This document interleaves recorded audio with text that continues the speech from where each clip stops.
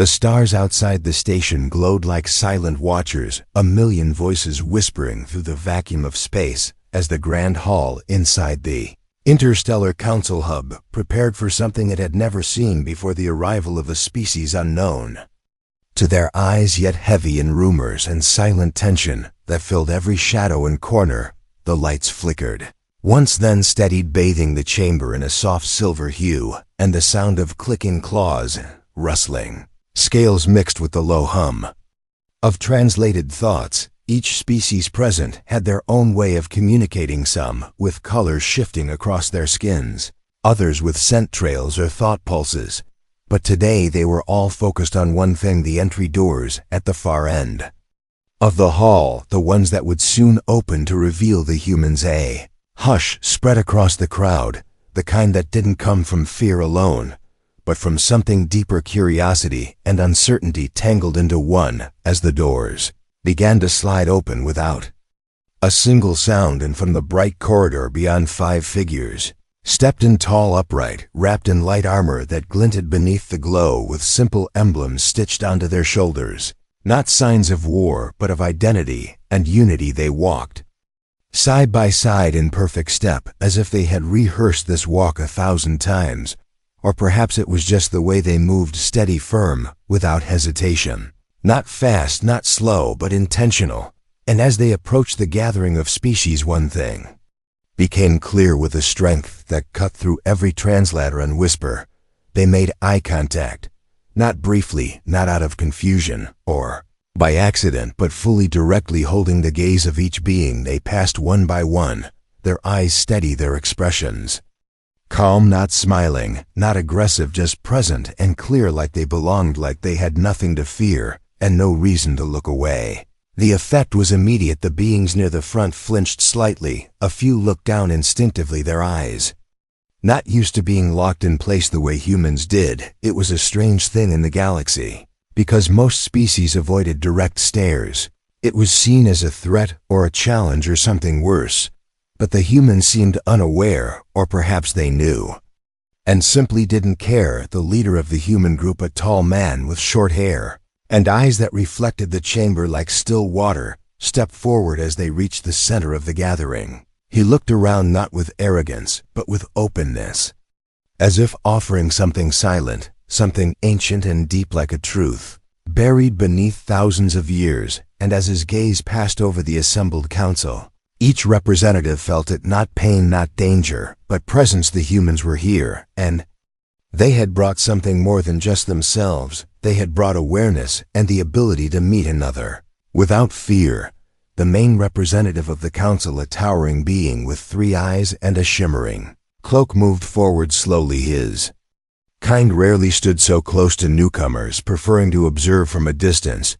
But today was different. Today demanded more. He came forward and raised one long limb in greeting. A translator buzzed softly beside him as his voice echoed across the room. The human did not flinch. He stepped closer until they stood nearly face to face. The alien, taller by several measures and covered in bioluminescent scales that flickered gently with every pulse of his thoughts, and yet the human met each of those eyes without blinking, without turning away, without faltering. This simple act broke something invisible and unspoken, not in a violent way, but in a quiet, deliberate one, as if saying, we are not here to bow or intimidate.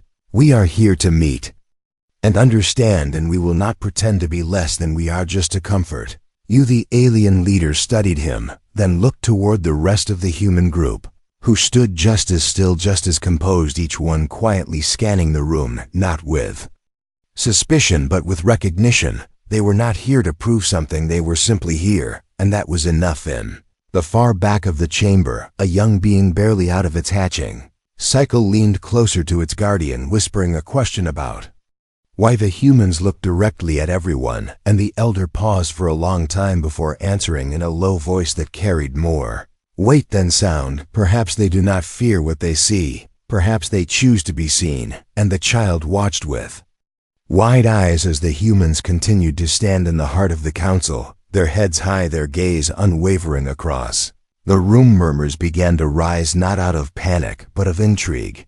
This was not what they had expected, not the aggressive warmongers.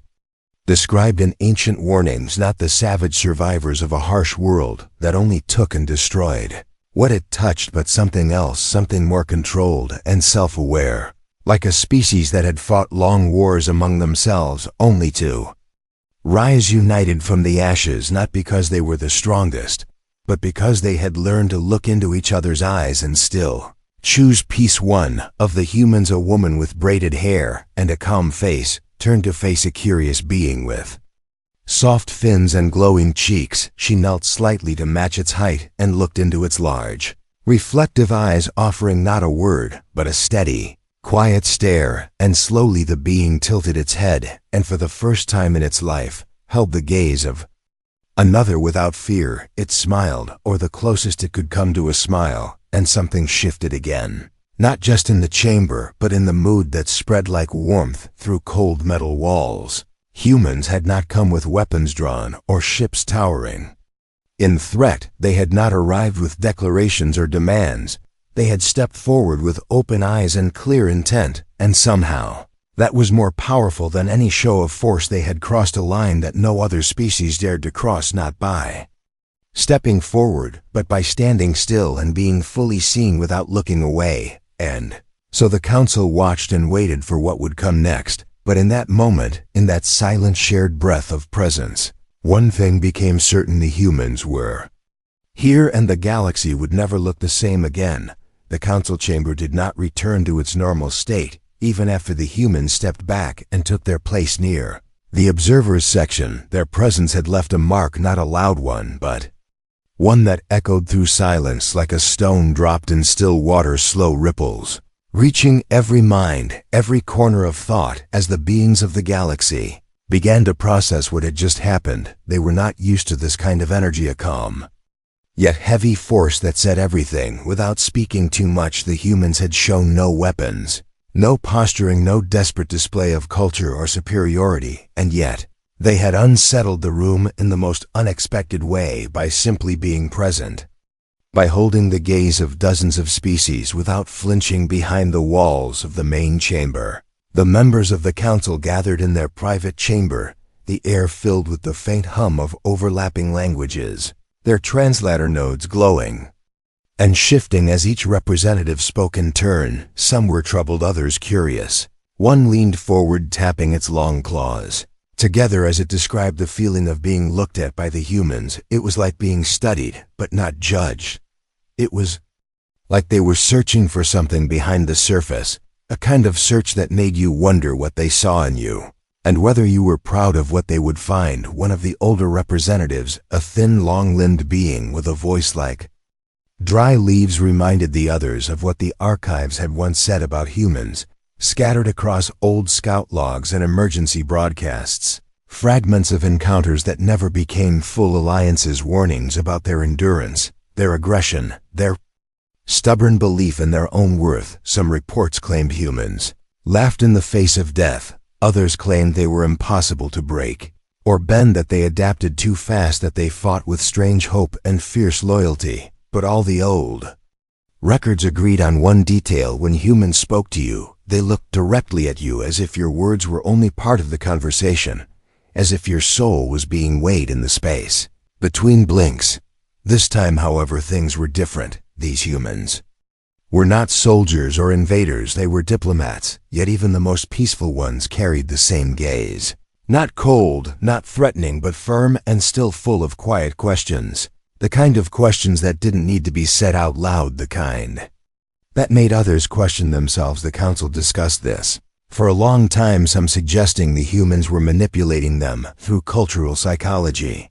Others argued that perhaps humans were simply that way by nature, unafraid of being fully seen, and that was the true discomfort, not aggression, but transparency back in the public areas of the station. The humans walked through various zones, moving slowly and with purpose. Not intruding, not hiding. They paused, often watching and listening, sometimes offering small greetings when approached. They did not smile too much, nor did they mimic behaviors just to fit in. Instead, they remained grounded in their own ways, and that made them harder to ignore. A group of traders watched them pass, noting how even the smallest gestures seemed controlled, yet natural, how they moved in sync without effort, how they kept looking forward not just physically but in their energy, like a current that kept pulling through whatever stood before Ida.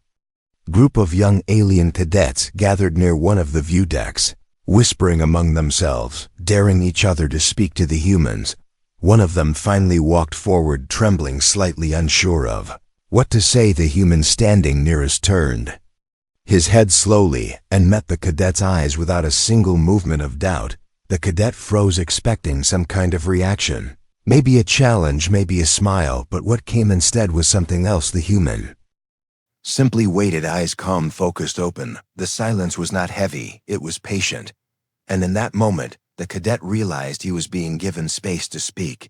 Not pushed, not examined, just given room to be. He asked a question, something simple about the human's journey, and the human answered in plain language, telling of long training, long space travel, not romantic, not dramatic, just facts mixed with clear respect for the mission.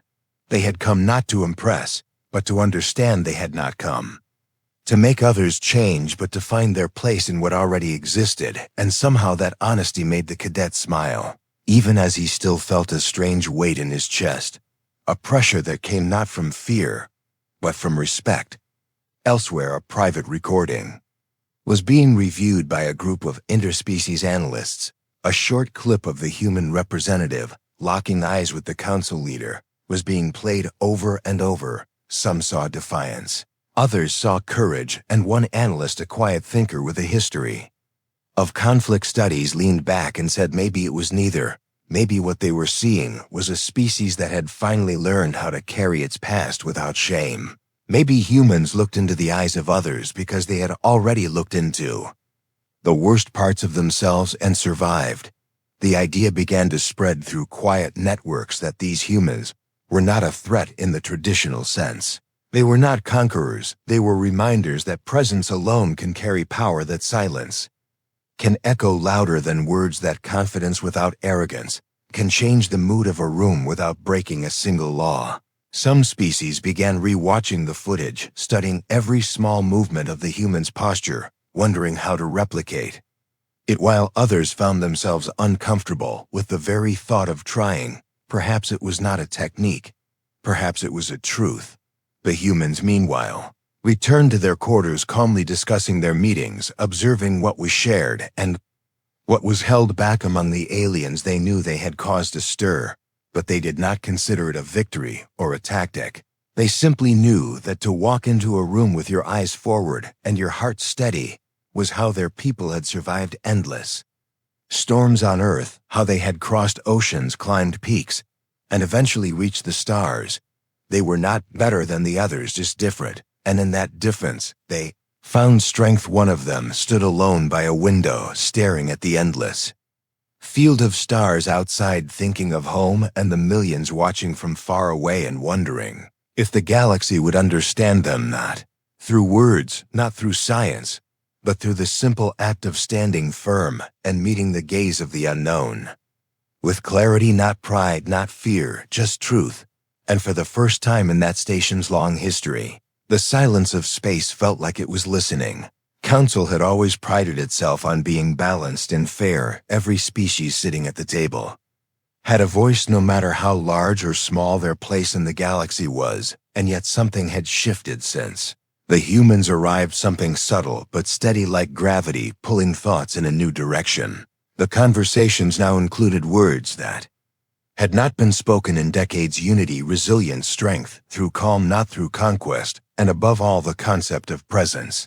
Not the kind measured by noise or display, but the kind that lingers without permission, the kind that makes beings reflect without being told to. The humans had done nothing loud. Since their arrival, they had not challenged any system or questioned any laws, and yet the council chambers were filled with debates over their actions, as if the humans had somehow lit a fire without touching a single spark. Some said they were dangerous, too calm, too focused, that species like them always started soft, then revealed sharper edges. Others disagreed, pointing out that the humans had shown no hidden agendas, only direct engagement, and that their constant eye contact, while unsettling, had not been used as a weapon, but as an invitation. Was decided then that a test would be arranged, not a hostile one, at least not in appearance, but something designed to reveal the layers of the human mind, to see if their calmness would crack under pressure. The event was framed as a diplomatic exercise, a formal debate hosted in the center of the station, attended by key species from different sectors, not just to discuss politics, but to observe how the humans carried themselves. When every eye and sensor was on them, the stage was set with perfect care, and the lights arranged to highlight every reaction, every pause, every flicker of discomfort. The humans accepted without question, not with arrogance, but with that same stillness that had marked their every move. They arrived together, dressed not in new colors, but in their usual simple uniform, no symbols of rank, no ornamental displays, just the same solid presence that seemed to surround them like a field. The lead human stepped forward when called, standing at the center while beings of all forms watched from elevated seats, translucent wings, twitching fur, rising eyes glowing in various spectrums. The chamber was alive with observation, yet the human looked into it, all like he had looked into the eyes of every alien he had met, direct, without flinching, without expectation. The test began with a series of questions framed in peaceful words, but sharpened with hidden challenge inquiries about Earth's violent past, about humanity's wars and mistakes, about their environmental disasters and recovery efforts, about their history of division before unity, all spoken in a tone that sought to unravel the calm and find the storm beneath. But the human stood firm, answering each question, not with denial, not with excuses, but with acceptance. He spoke of mistakes as lessons of suffering, as memory of destruction, as something no species should hide from. And again, he looked into the crowd, not to intimidate, but to include, as if sharing a weight rather than defending one. A few council members leaned forward, some confused, others impressed. One whispered that the human was dangerous, not because he fought, but because he didn't need to fight to win. Another said the danger wasn't in his words, but in how those words made others think of their own flaws, their own history, their own uncomfortable truths. The debate continued, with more complex topics: interspecies ethics, technological restraint, cultural influence, and time after time the human responded with clarity, sometimes asking questions of his own that turned the mirror back on those who questioned him, yet never with anger, never with offense, just questions that hung in the air, heavy as stone. As the final part of the debate approached, a representative from a strong warrior race stepped forward, a species known for their pride and deep honor. They had watched the humans closely, never speaking until now, and when they did, their voice carried across the chamber like thunder, not shouting but resonant. They asked a question with no disguise: if humans value peace so deeply, why do they stare as if daring someone to strike? And the chamber held its breath. The question hit deeper than it seemed, because many had wondered the same thing, but had not said it out loud. Human paused only for a moment, then took a step forward toward the speaker, not breaking pace, not rushing, and once again he held that gaze, not with defiance, but with full presence. And when he spoke, his voice was low yet strong. We do not stare to provoke. We look into the eyes of others because we believe in seeing, not just looking. To us, turning away means we do not care, and when we meet someone new, we want them to know we are here, fully, not hiding, not afraid.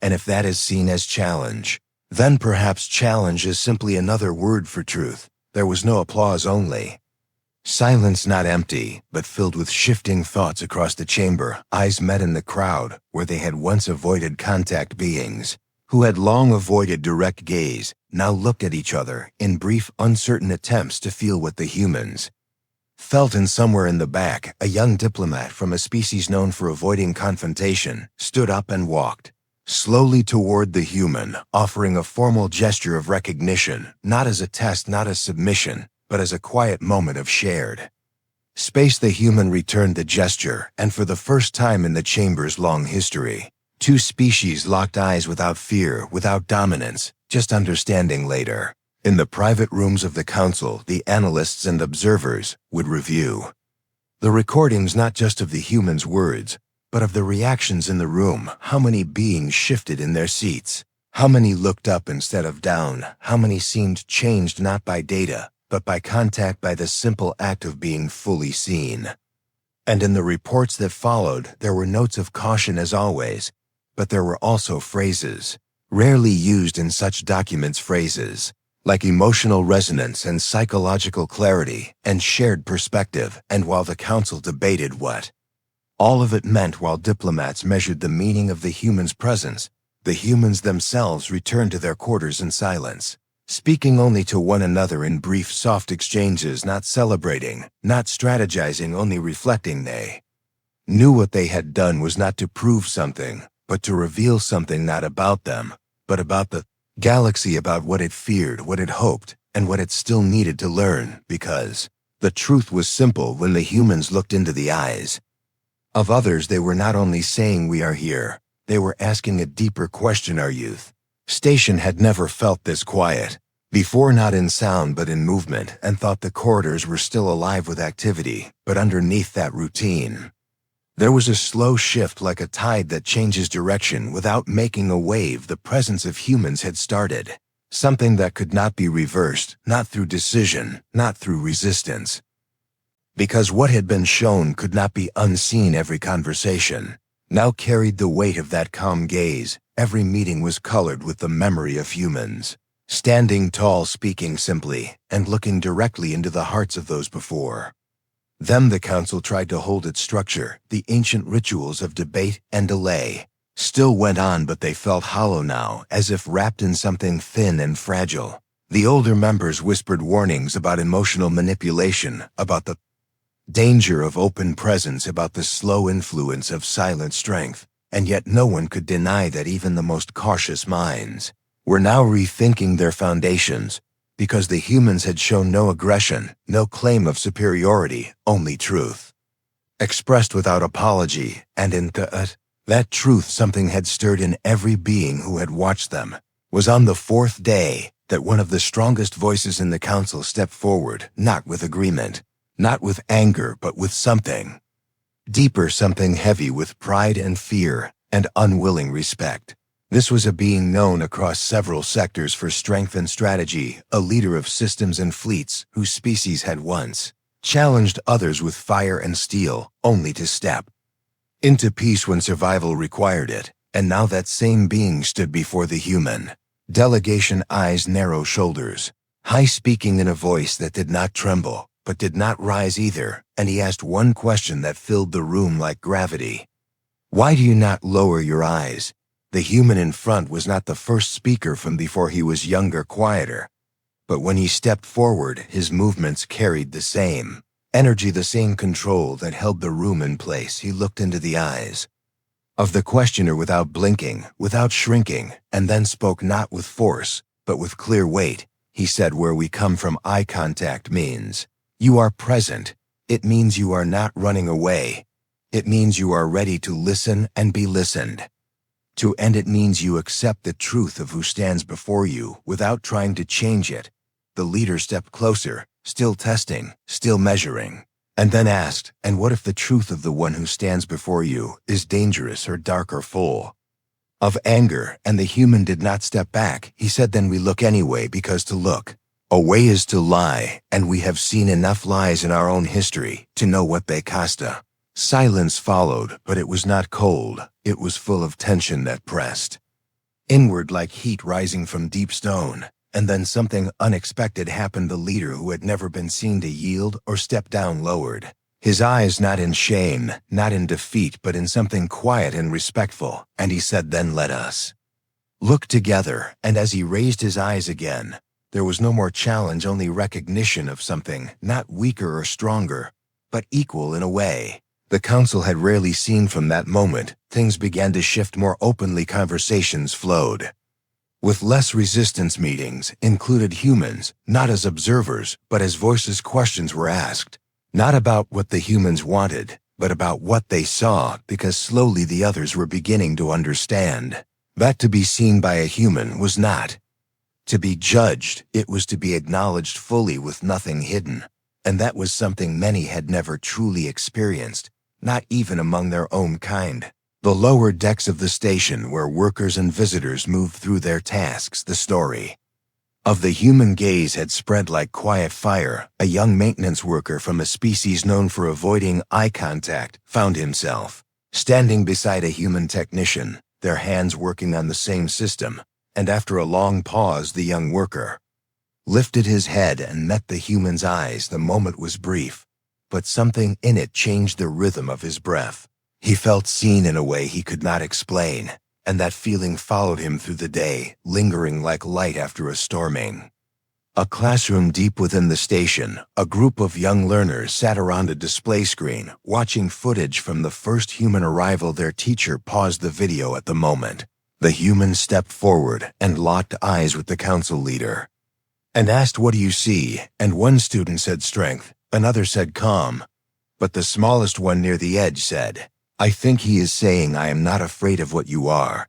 And that answer stayed with the teacher long after the class had ended. Meanwhile, the human delegation remained as they had been, calm, clear, not pushing, not demanding. They attended every meeting, spoke when spoken to, and listened more than they talked, but in every space their presence carried the same weight, not because of titles or power, but because they never once looked away, not from fear, not from tension, not even when others tried to provoke.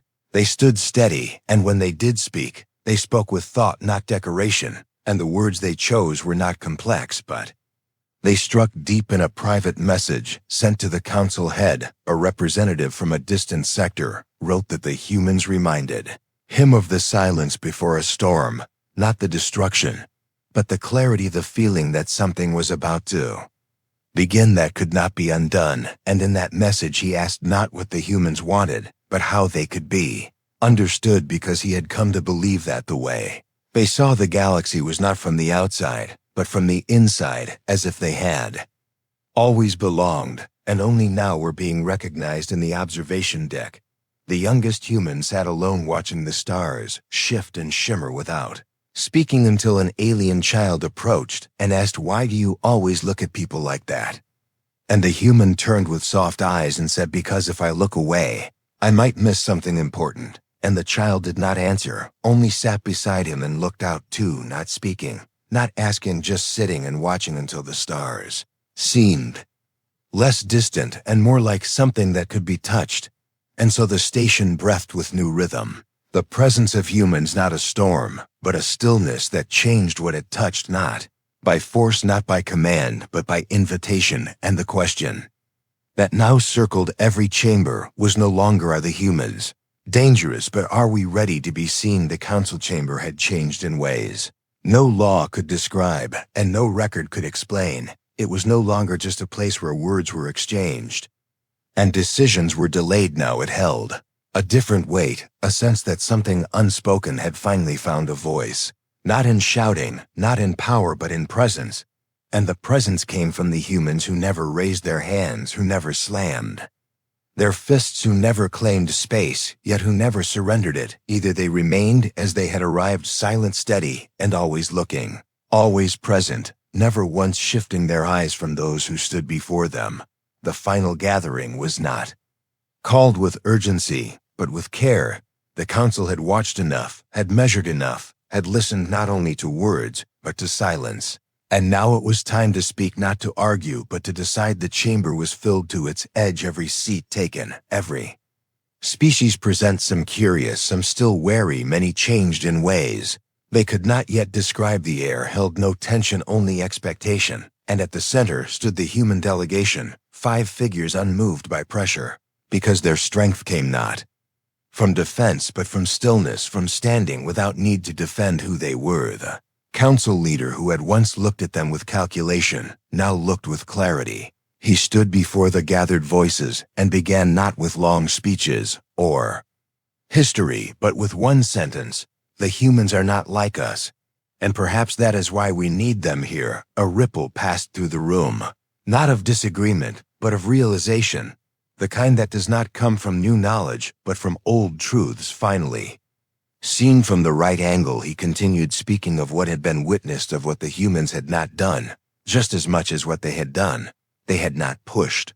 They had not demanded. They had not looked away. Other voices followed, not in debate, but in echo. A representative from a distant aquatic world spoke of how her people had once feared the human stare, but now saw it as a bridge, because only those who are not afraid of who they are can look into others without flinching. A leader of a warrior species admitted that he had tested the humans with challenge after challenge, waiting for pride to rise or control to break, but found instead a different kind of courage, the kind that does not rise like fire, but holds like earth.